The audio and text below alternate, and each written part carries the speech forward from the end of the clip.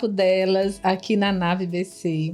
E eu queria começar fazendo a leitura de um poema para a gente aquecer para esse tema. Envelhecer é o único meio de viver muito tempo. A idade madura é aquela na qual ainda se é jovem, porém com muito mais esforço. O que mais me atormenta em relação às tolices de minha juventude não é havê-las cometido, e sim não poder voltar a cometê-las. Envelhecer é passar da paixão para a compaixão. Muitas pessoas não chegam aos 80 porque perdem muito tempo tentando ficar nos 40.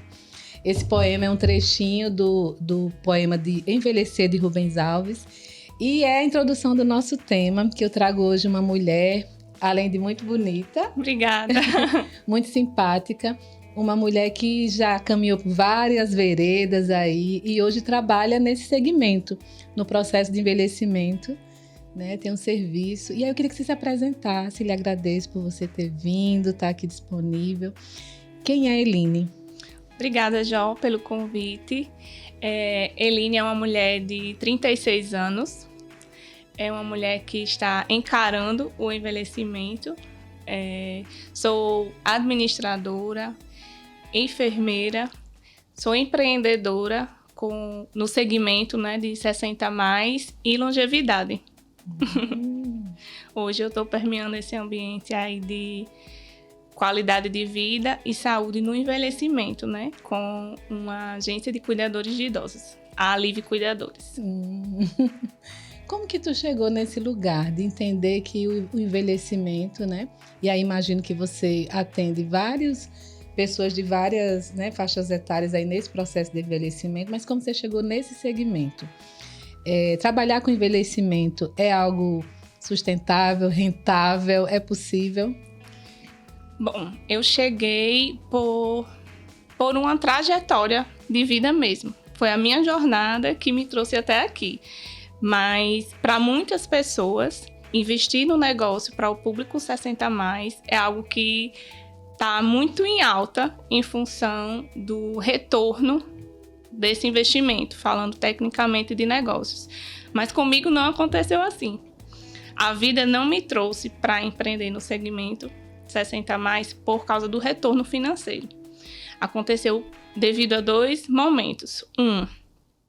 De olhar para mim e me encarar, viver o envelhecimento, do que o contrário do que as pessoas pensam. A gente começa a envelhecer a partir dos 30 anos e a partir também de um segundo momento, que foi uma experiência pessoal que eu tive.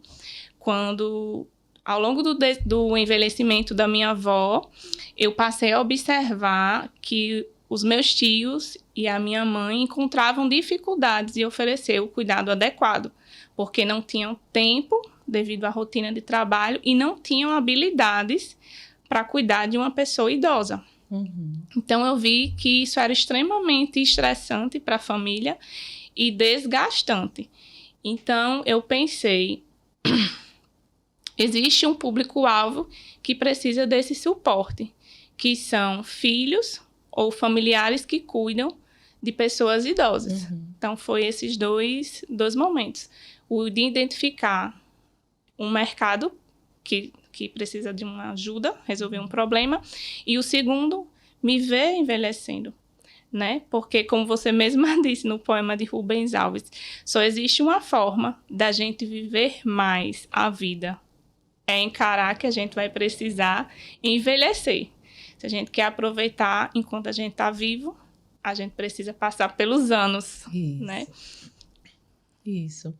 Concordo com você. E eu fico pensando, sabe, Eline, sobre os medos que envolve esse processo de envelhecimento, né?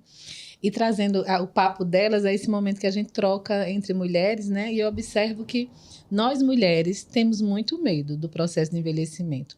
Hoje mesmo na academia, cedo, eu estava treinando e um senhor lá, que acredito que ele tenha a mesma idade que eu, aí ele foi usar o equipamento e ele perguntou, me chamou de senhora.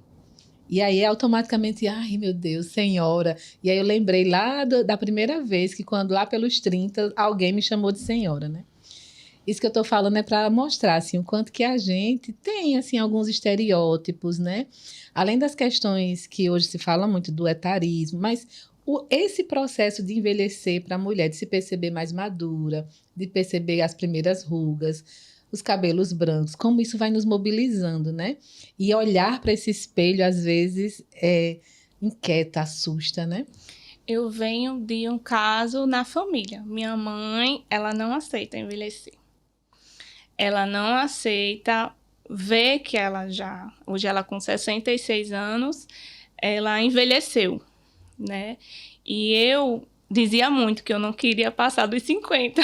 Sim. Né? Eu dizia isso pela minha imaturidade, não era consciente que isso se refletisse por um medo de encarar o envelhecimento, mas eu achava que a minha vida, por ser muito efêmera na juventude, eu acharia que eu iria ter vivido tudo que eu gostaria de viver até os 50 anos, né? Antes de chegar aos 60.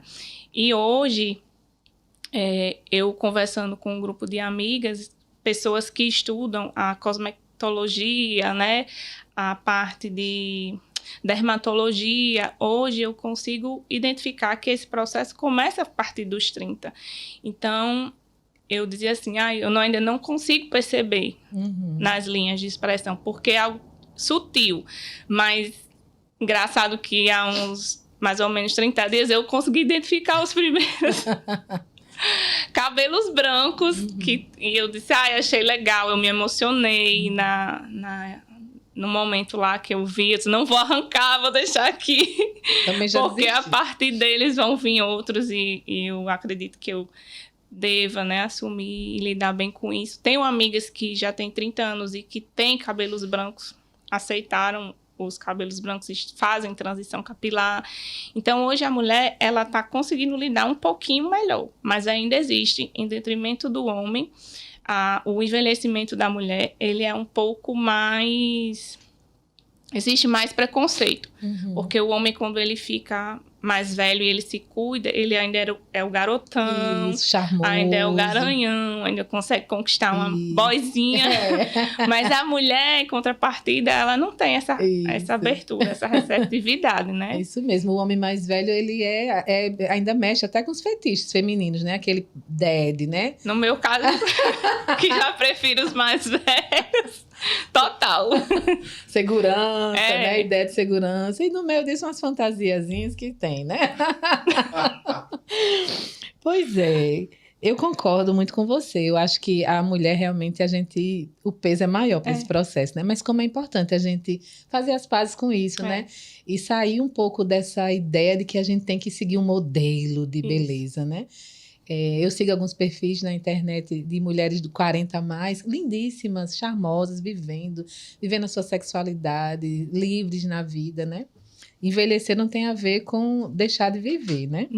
Não tem a ver com deixar de viver. Pelo contrário, quando você se coloca nesse lugar de que está envelhecendo, você consegue fazer escolhas com base em um planejamento de como você quer viver. Perfeito, que aí é a próxima pergunta que eu ia lhe fazer. A gente precisa planejar esse processo de envelhecimento. Quando eu trabalhei num órgão público aqui de Natal, e lá a gente tinha, para as pessoas que estavam perto de se aposentar, aquele PPP, eu acho que é preparação para a aposentadoria, né? Só que ficava muito na coisa financeira, né? E aí eu percebia que não havia uma acolhida para as questões emocionais. Né? Como é que tu vê isso? A gente precisa se preparar para envelhecer em que segmentos, em que âmbitos? Em vários âmbitos, em vários aspectos. O financeiro, ele é importante, mas a gente precisa pensar qual estilo de vida eu quero levar, quais as pessoas com quem eu vou me conectar, me desprender de algumas amarras que na juventude a gente ainda se vincula muito por conta de questões sociais, para se encaixar em grupos. Eu acho que com o envelhecimento, a maturidade vai nos dando liberdade de fazer essas escolhas. Mas escolhas saudáveis em relação à alimentação, né?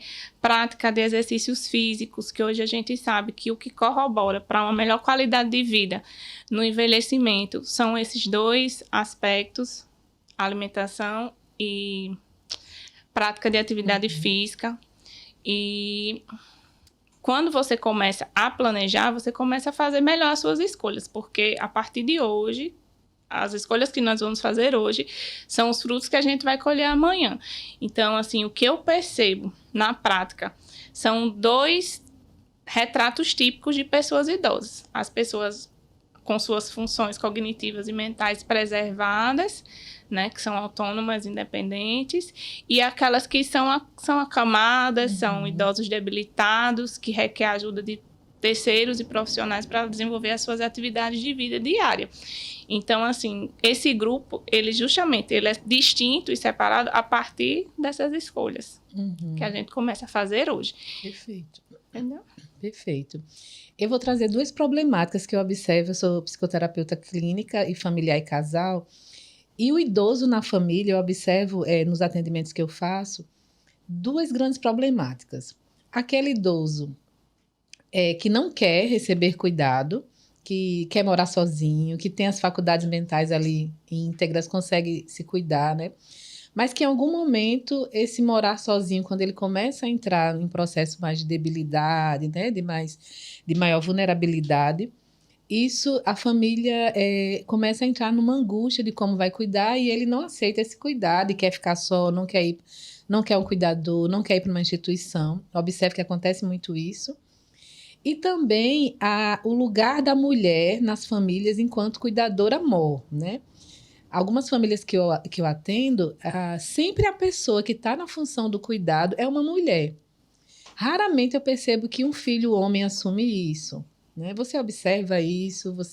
Como é que é na tua área de atuação? Observo.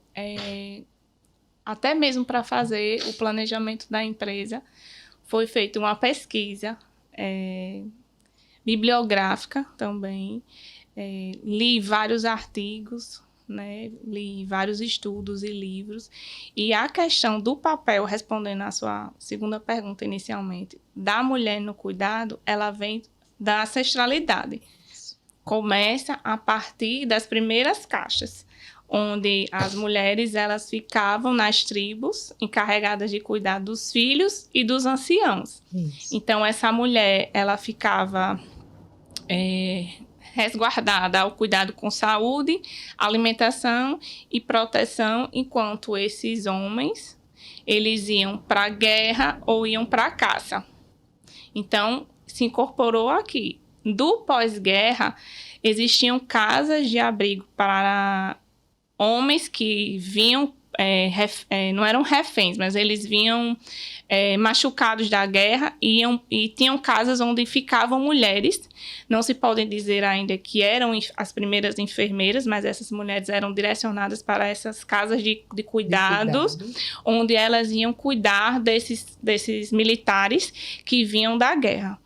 Então, essas mulheres eram mulheres que saíam da sociedade porque não conseguiam se casar, não constituíam família, então elas iam para lá ter esse ofício, cuidar desses homens.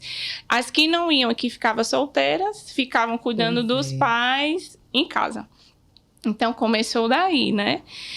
O fato da mulher nesse lugar de cuidado, que hoje ela é bem perceptível no mercado de trabalho, porque existe parte ainda de uma resistência da família em incorporar um cuidador masculino, o homem. Mas em termos técnicos de habilidade, eles são iguais. Sim. Porque eles vêm da mesma formação profissional. E hoje o olhar do homem, ele também está mais empático em relação ao outro, em relação ao cuidado. Porque o que a gente entende é que a mulher ela é mais sensível, a mulher é mais carinhosa, né? Atributos que são culturalmente atribuídos à mulher. Né?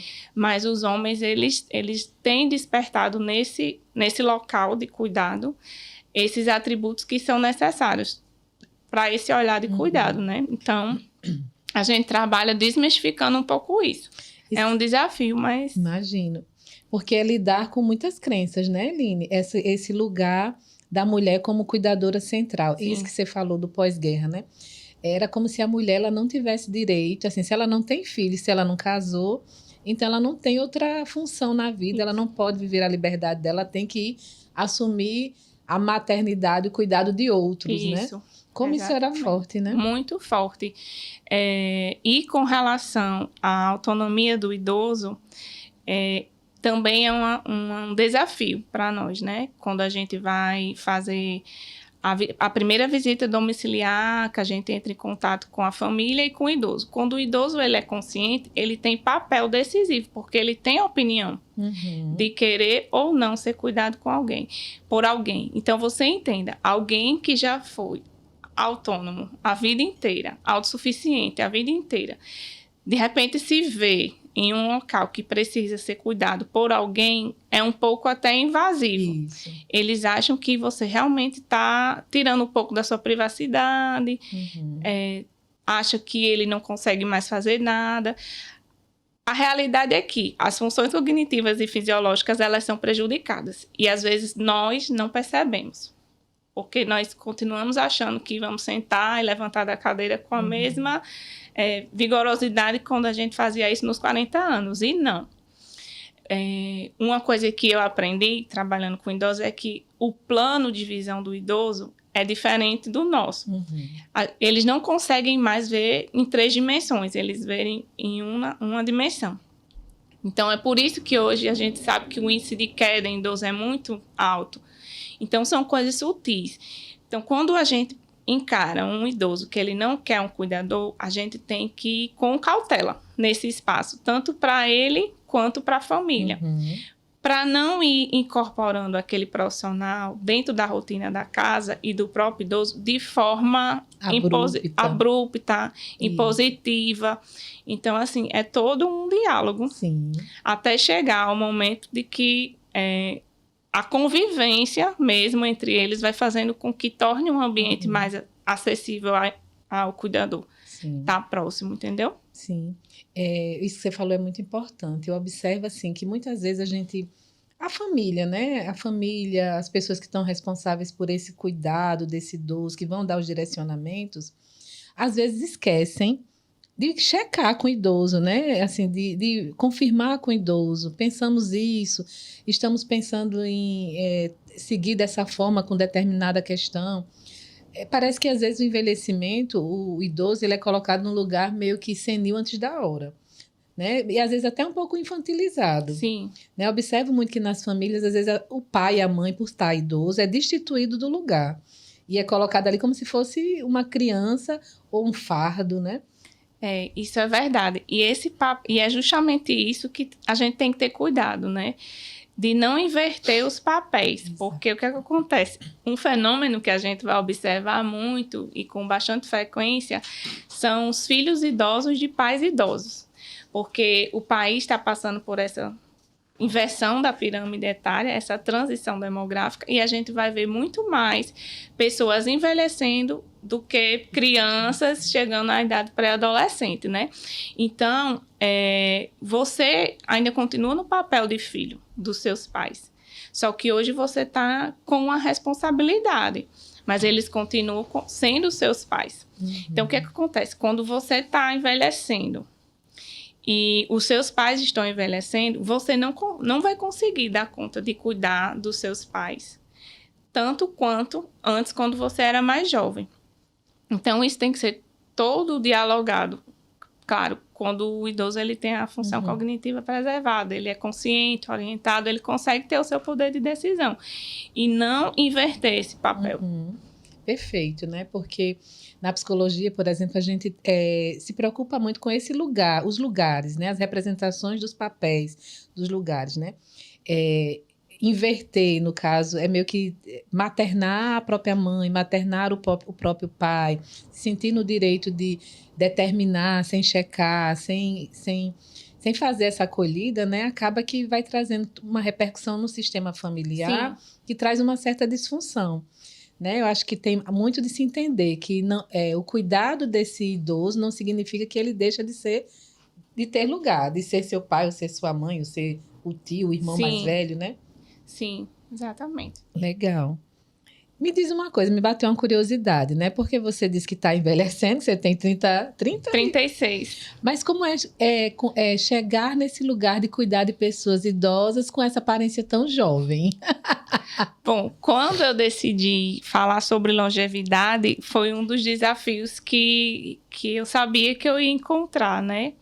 Mas eu escolhi cuidar dos idosos justamente por querer observar a minha perspectiva no futuro. Então, hoje, para eu encarar que eu estou envelhecendo, eu precisei olhar para quem já estava lá na frente, né?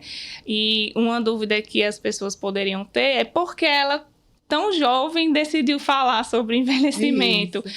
É justamente para que as pessoas que estejam entre os 30 aos 40 anos, elas comecem a olhar para elas mesmas, se encarando nesse processo de envelhecer e também olhar aquele que já envelheceu, porque muitas vezes falta respeito com os mais velhos, falta de empatia com os mais velhos, e isso a gente vê em vários segmentos. A gente vê que as políticas públicas ainda estão ultrapassadas nesse sentido, assim, o país está passando por essa transição, mas ele ainda parece não planejar, não pensar em infraestrutura, turismo, saúde, economia, de modo que, se isso não for planejado, em algum momento vai ocorrer prejuízos. Então, assim, eu pensei em trabalhar com esse público idoso justamente em respeito à história das pessoas que já estão,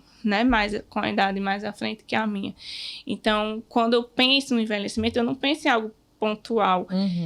Quando eu penso em envelhecimento, eu penso em promoção de qualidade de vida, né, de bem-estar, de acessibilidade. Então, é por isso que eu acho que as pessoas ainda não entendem muito. Não é só o fato de eu me preparar para envelhecer, mas ter respeito também com quem já percorreu esse caminho e... eu acho que isso é uma premissa básica para trabalhar com pessoas, para trabalhar nesse segmento, né? Você tocou num ponto que eu acho muito importante também, que a gente não envelhece igual de acordo com o nível social, financeiro que a gente ocupa, né? Se a gente pegar uma família que classe média alta, esse processo de envelhecimento vai ser completamente diferente de uma pessoa de periferia, de uma pessoa que não tem acesso, que precisa ir na UPA, que precisa ir no Valfredão, que precisa ir nos postos, né, no hospital municipal. Não dá para a gente encarar o envelhecimento dentro de uma... né, de uma linha tênue e sendo igual de uma pessoa para outra. Realmente, por exemplo, o público que eu trabalho com idosos, famílias filhos de pais idosos, são famílias de classe média elevada. Mas quando eu vou para a minha prática clínica, eu vejo outra realidade, né? Então, quando a família ela tem condições financeiras de subsidiar um cuidador, subsidiar uma equipe multidisciplinar exclusiva aos cuidados daquele idoso, é totalmente diferente daquele idoso que muitas vezes é ele quem carrega nas costas a renda da família, dos netos. Então, quando aquele idoso adoece, ele vai para um hospital público, lá ele vai ser tratado assim, a realidade não é tão boa, né? Então, infelizmente, essa equidade não existe assim. Sim. Pois é, eu observo muito isso, né? E aí queria te chamar a atenção para outro ponto, para ver se a gente consegue elaborar aqui alguma coisa junto. Me veio agora. Por exemplo, né? As pessoas, às vezes, as famílias numerosas, elas se organizam muito em prol daquela avó, daquela matriarca, né? Ou daquele vô que ocupa também esse lugar. E aí, quando essa avó morre, eu vivi uma experiência agora recente, em poucos meses, com minha avó. Minha avó fez 101 anos. E aí, com meses depois, ela veio a falecer. E a gente tinha um hábito, a família tinha esse hábito de se organizar em prol dela. No aniversário, no Natal, né, nas datas festivas, aquela família numerosa se organizava ali para se encontrar. Era em prol dessa matriarca, né? E aí ela morreu. E a família fica numa elaboração dolorosa desse luto, claro, né? E aí eu percebo na minha família que a gente meio que deu uma... Como se a gente tivesse segregado, separado, né? Você observa isso nas famílias que você acompanha? Eu comecei a viver os primeiros lutos agora, Uhum. né? Eu tive recentemente 2 perdas de duas idosas. E a gente tem na equipe uma psicóloga paliativista. Ela é especialista em perdas e lutos. Confesso que, para mim, ainda é uma coisa muito, assim, nova, uma área muito nova, lidar com essa perda desse lugar, dessa pessoa, que no caso, né, no seu caso, a matriarca, faleceu e a família realmente, ela perde um pouco o norte, perde a referência, né, porque 101 anos, né, viveu mais de um século, e talvez ela fosse para os netos, para os filhos, não sei se tinha bisnetos. Tinha, mas tataranetos. Tá vendo? A referência de longevidade, né? E ela era lúcida, né? Você fala? Lúcida. Já tinha algumas, né? Alguns quadros, já tinha um quadro demencial, mas assim, era bem lúcida, cantava, se divertia, né?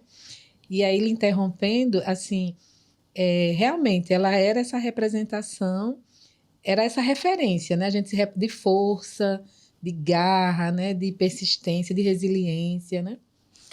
Você ultrapassar 100 anos. Na verdade, você já ultrapassar, assim, uns 70, 80 anos, que é a perspectiva de vida do Brasil, a mais atual, 75 anos e um pouquinho, já é bem desafiadora. Eu até compartilhei um vídeo de Ana Quintanares, né? Uhum. Que ela fala que o envelhecimento, ele exige que muitas vezes você tenha uma força que você nunca teve na vida. Isso. E realmente é um processo, assim, carregado de não é de peso, não, mas é de força mesmo. De enfrentamento, né? Uhum. O fisiológico fica cansado, a mente fica cansada. Aí você já encontra N barreiras no dia a dia, barreiras físicas, financeiras, né? Sociais, que traz esse envelhecimento, muito preconceito ainda. Então, exige muito de você viver. Uhum. Muito mesmo. E que bom que vocês têm na equipe uma psicóloga paliativa, né? Tem. Porque vovó, ela precisou ser hospitalizada, porque estava já num quadro assim, de sofrimento, né? Então a gente precisou hospitalizar. Mas a ideia da gente era realmente que ela pudesse fazer a passagem em casa, né? Que a gente pudesse estar ali com ela. E aí eu fico pensando como isso também é algo difícil para a nossa sociedade, né? Como a gente ainda é muito do apego, né? Deixar as pessoas partirem com dignidade, né? Minha mãe, ela fala muito, não quero ir para o hospital, não quero ser sondada, não quero nada disso, né? E eu fico numa dialética com meu irmão, porque meu irmão é enfermeiro, e aí ele garante para minha mãe, não, mãe, você vai ficar em casa, se chegar o dia vai ficar em casa. E eu, não, psicóloga, mas fico pensando, e se tiver dor? E se tiver em sofrimento, né? Eu acho que é importante a gente olhar para esse processo paliativo com dignidade, mas assim como tudo na vida tem um limite ali de intervenção, né? Sim. Se estiver gerando sofrimento, né? Aqui em Natal já sei que tem alguns profissionais que dão essa assistência, inclusive domiciliar, do paliativismo mesmo, né? Assim, eu acho que existe o que é bom em detrimento do mal. A gente fala muito na enfermagem, assim, se a dor estiver causando maior malefício, então a gente tem que intervir com a conduta que faça com que aquele processo ele seja menos doloroso. Isso. Eu não sei até que ponto transportar essa pessoa do domicílio para o hospital, para tentar reanimar. Vai depender da situação, para internar, enfim, colocar na UTI. Mas isso é conversado junto com a equipe médica, né? Essa decisão, ela não parte só do enfermeiro, só de um médico, ou de um dos filhos, ou a decisão da própria pessoa, né? Que em vida ela já deixa uma opinião. Mas a morte em si é um processo muito difícil, assim. Para mim, que ainda estou recente assim, nessa área, vou passar a lidar mais com isso de forma frequente. tratando com esse público, Pois né? é. Estou me preparando para esse caminho, percorrer esse caminho. Sim. Eu penso que é um processo realmente difícil, né? Mas eu fico muito em contato com a possibilidade da gente manter a dignidade das pessoas, Isso, né? manter a dignidade.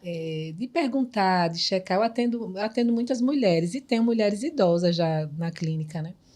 E aí elas falam, né? Eu tenho uma paciente idosa, já está nos 70 a mais, e ela fala como ela quer que seja, né? O que ela como ela quer que os filhos se organizem, como proceder nas questões burocráticas. Minha mãe está nesse processo também, né?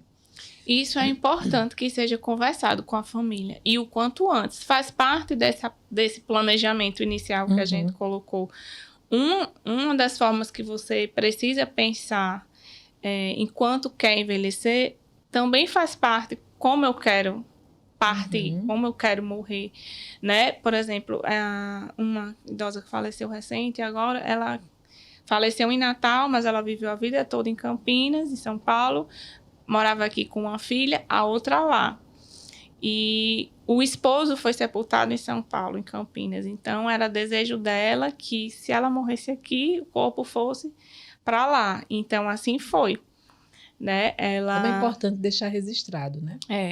A filha que morava aqui fez toda a parte burocrática e ela foi sepultada lá. Então, isso a gente tem que realmente quebrar alguns tabus de falar sobre morte, falar sobre envelhecimento, falar sobre a escolha, né, de ter um suporte, de uma rede de profissionais que ajudam a esse idoso, que é uma coisa que eu também venho trazendo referente ao cuidado, ao olhar com as pessoas que cuidam, que não podem, já visto na minha família, incorporar dentro da rotina, devido já ter atividades, né, como trabalho, universidade, o cuidado exclusivo para aquele idoso, né? Então, essa rede de apoio, ela vem com força para estar dando esse auxílio para pais, aliás, para filhos que cuidam de pais cuidadores, idosos. Né? Isso. A coisa de cuidar de quem cuida, né? Isso. Que se fala muito nisso, mas na prática,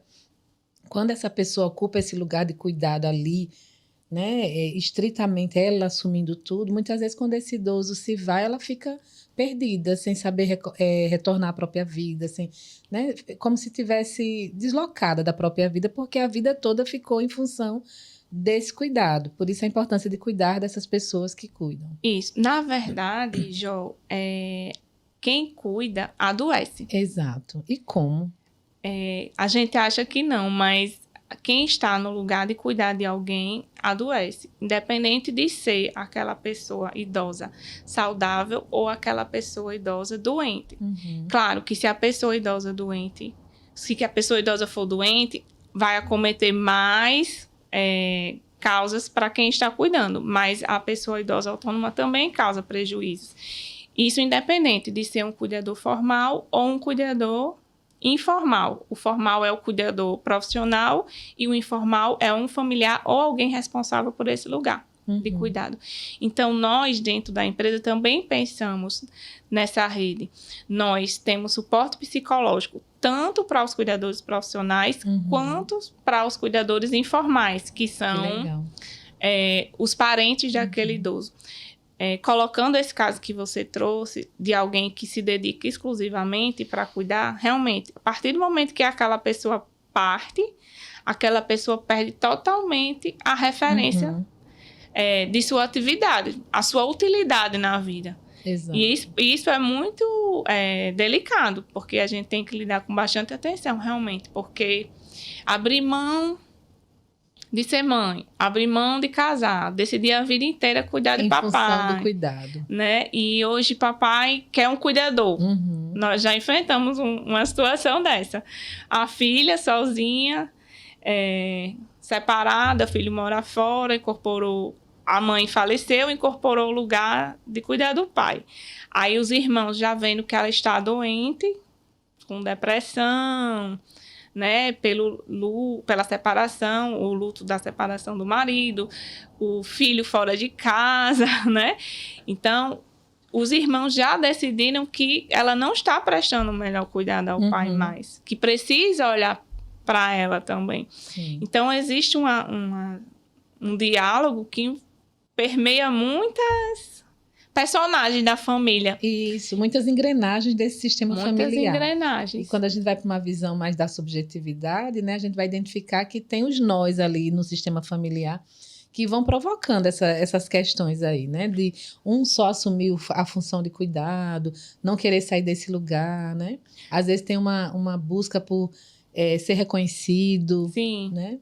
Por isso que, às vezes, quando chega um cliente, uma família, nunca esse contrato ele é feito de forma muito rápida. Uhum. Às vezes a gente passa um mês dialogando com a família, trazendo esse lugar de que entende a situação, conversando, levantando propostas para não chegar ao cuidador 100% integral. A gente vai incorporando 2 dias na semana, 3 dias, com atividades externas, como o day use, que já existe. Porque uma coisa que eu, particularmente, é a minha opinião isso, eu não indico colocar o idoso num asilo, num abrigo, numa instituição de longa permanência. Então, eu sempre vou defender o contato do idoso no convívio com a família e com as atividades que ele gostava de fazer. Então, assim, você colocar um idoso trancado dentro de uma casa, que é um lar para outras pessoas idosas, lá ele vai encontrar pessoas na mesma situação que ele, ou então em situações piores que ele. Então, ali não vai ser favorável à saúde dele. Fora que a assistência que ele encontra lá não é exclusiva, como alguém que só vai cuidar dele. Sim. É uma profissional que vai cuidar dele e mais 5, mais 6. Sim. Entende? Então, eu entendo o que você está colocando e acho que num cenário ideal é isso mesmo, né? Mas eu fico pensando, né? Até acompanho casos assim de familiares que tiveram uma construção histórica familiar onde esse pai, essa mãe, esse tio, o vínculo é um vínculo caótico, né? Um vínculo desestruturado. E essa filha, muitas vezes, ou esse filho não se sente empático, disponível pela história, pelas marcas da história a cuidar. Então, para alguns casos, inevitavelmente isso acontece, né? Mas eu acho que é possível também fazer essa transição dentro de uma morosidade possível para aquele sistema, né? Então, cada caso é um caso, cada né? caso é um caso. Acho que é um tema que... Eu ainda queria perguntar outra coisinha, mas já me deram um sinal ali. Queria perguntar sobre sexualidade. Acho que eu vou burlar. Na maturidade? Na maturidade. Porque o que eu observo, né? Também nos apanhados que eu checo na clínica, né? Um idoso, uma idosa, 60 a mais, por ali... Ele não perdeu o desejo, ele não perdeu o libido, tá lá. Ele pode não ter a função, a mulher já não tem mais a lubrificação, às vezes não tem mais o parceiro, né? O homem também não tem mais ereção ali, funcional, mas o desejo tá ali, o libido tá ali. Então, às vezes, é aquele idoso que de vez em quando se tranca no quarto e a família fica, às vezes, numa negação da sexualidade do idoso. Era o que eu ia dizer, que a sexualidade... na maturidade, ela é velada. Pois é. Não é que não existe o estímulo, né? Mas, na verdade, aquele estímulo ele vai sendo até bloqueado. Isso. Para poder dar espaço a outras atividades que talvez para distrair. Para sublimar. Para sublimar que isso não deve ser mais olhado, que isso não deve ser mais... que já passou. Então, assim, mas é possível. Manter a sexualidade, manter a vitalidade.